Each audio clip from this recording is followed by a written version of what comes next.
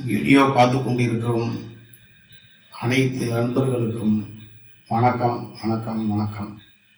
ஐந்து கரத்தினை யானை முகத்தினை இந்தின் இளம்பிறை போலும் எயிற்றனை நந்தி மகந்தனை ஞான குழந்தனை குந்தியில் வைத்து அடி போற்றுகின்றேனே.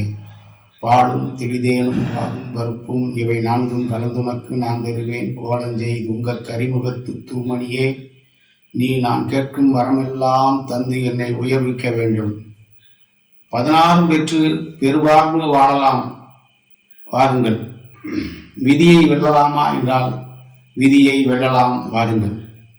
கர்மாவை வென்று விதியை வென்று மிக பிரமாண்டமான வாழ்க்கையை ஒவ்வொரு மனிதனும் வாழ முடியும் என்கிற வகையில் நான் முன்னொரு காணொலி ஒன்று போட்டிருக்கிறேன். அதன் தொடர்ச்சியாக இன்று மிகவும் தற்போதைய அரசியல் சூழலில் இப்போது புதிதாக கட்சி ஆரம்பித்திருக்கும் திரு தளபதி விஜய் அவர்கள் தனது கொடியிலே யானை உருவத்தை கொடுத்திருக்கிறார்கள். இதிலிருந்து நான் சொல்கிறேன், அவர் தன்னுடைய கர்மத்தை அவர் இயக்கி இருக்கிறார் என்பதுதான் அவருடைய டேட்டா பற்றி. அவர் கரசை கரணத்தில் இருக்கிறார். அந்த கரசை கரணத்துக்குள்ள மிருகம்தான் யானை. அந்த மிருகத்தை எப்போது கொடியிலே கொண்டு வந்திருக்கிறாரோ சத்தியமாக அவர் அரசியலில் மிக பிரமாண்டமான ஒரு வெற்றியை அடைவார் என்பது இதன் மூலம் சத்தியம்.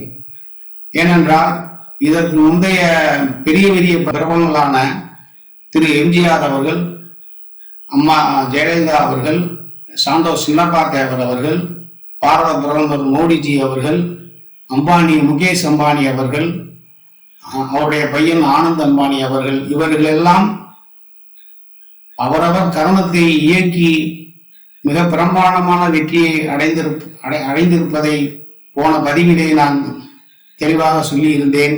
அந்த வகையில் இப்போது திரு விஜய் அவர்கள் அவர் கொடியில் எப்போது யானையை கொண்டு வந்தார்களோ அவருடைய வெற்றி நிச்சயம். இதை அரசியலை உற்று நோக்கி கொண்டிருக்கும் எல்லோரும் இதை பார்க்கும்போது புரிந்து கொள்வார்கள். புரிந்து கொள்ளுங்கள். ஒரு அற்புதமான ஒரு விஷயத்தை அவர் கர்மாவை இயக்கி கையில் எடுத்திருக்கிறார். அதன் மூலம் அவர் பிரமாண்டமான வெற்றியை அடைவார். அது மாதிரி ஏர்செல் நிறுவனர் திரு சிவசங்கரன் அவர்கள், அவரும் திரு கோபிநாத் அவர்களும் இருவரும் பேட்டி எடுக்கும் ஒரு காணொலியை நான் காண இருந்தது. அந்த காணொலியிலே இருவரும் பேசிக்கொண்டிருக்கிறோம் இடையிலே அந்த டேபிள் மேலே மயில் சிலை ஒன்று பெரிதாக வைத்திருந்தார். அவருடைய பேட்டிகளில் அனைத்திலுமே இது மாதிரியான அந்த மயில் சிலை இருப்பதை நான் பார்த்தேன். அப்போது அவர் என்ன காரணம் என்று அவருடைய டேட்டா பர்த்தை கூகுளிலே எடுத்து பஞ்சாங்கத்தை எடுத்து அந்த தேதியிலே என்ன காரணம் என்று பார்க்கும்போது அவர் பத்திரை கரணத்திலே பிறந்திருக்கிறார்.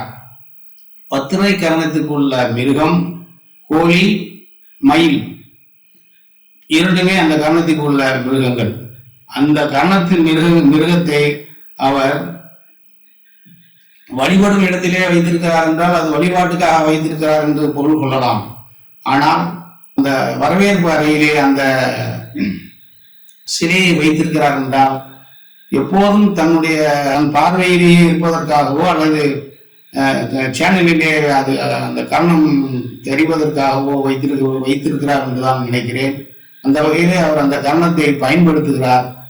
கர்ணத்தை பயன்படுத்தியதால் தான் அவர் மிக பிரம்மாண்டமான ஒரு உலக அளவிலே பேசப்படக்கூடிய அளவுக்கு ஒரு பெரிய வல்லுநராக, தொழிலதிபராக, பிரம்மாண்டமான தொழில் சாமர்த்தியம் நிறைந்த மிகப்பெரிய அறிவாளியாக இருக்கிறார். அந்த வகையிலே அவர் அந்த கர்ணத்தை இயக்கி தன் வாழ்க்கையில் மிக பிரம்மாண்டமான வெற்றியை அடைந்திருக்கிறார். அதே மாதிரி நாம் எல்லோருமே அவரவர் கர்ணத்தை கண்டுபிடித்து அந்த கர்ணத்தை இயக்கி மிக பிரம்மாண்டமான வெற்றியை ஒவ்வொரு மனிதனும் விதிப்படிதான் வாழ வேண்டும் என்று எல்லோரும் அதற்குள்ளேயே அடங்கி கிடக்கிறோம்.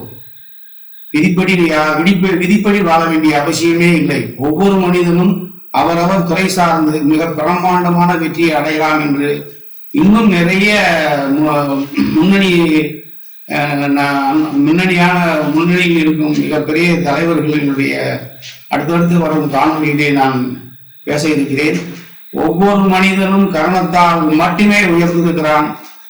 அந்த வகையிலே எல்லோரும் கர்ணத்தை இயக்கி எல்லா எல்லா எல்லா மனிதனும் பிரம்மாண்டமான வெற்றி வாழ்க்கை வாழ முடியும். 16 பெற்று பெருவாழ்வு வாழ முடியும் என்பது சத்தியம். வாருங்கள், விதியை வெல்வோம். நன்றி, வணக்கம். கரசை முருகேசன், மதுரை.